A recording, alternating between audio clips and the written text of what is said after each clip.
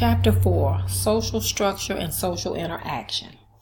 People are influenced by the norms and beliefs of their culture and society. This influence can take a more personal and intimate level or a more general and widespread level that affects large numbers of people.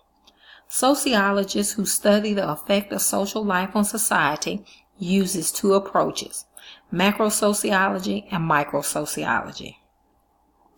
Using the macrosociological approach, functionalists and conflict theorists examine the more expansive aspects of social structure. It refers to a society's framework consisting of the various relationships between people and groups that direct and set limits on their behavior. The major components of social structure include culture, social class, social status, roles, groups, and social institutions. Social structure guides people's behaviors.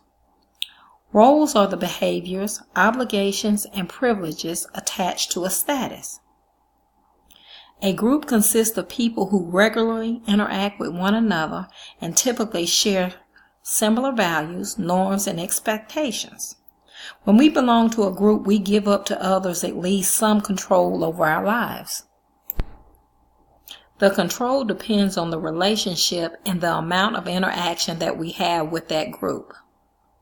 Social institutions are society's standard way of meeting its basic needs.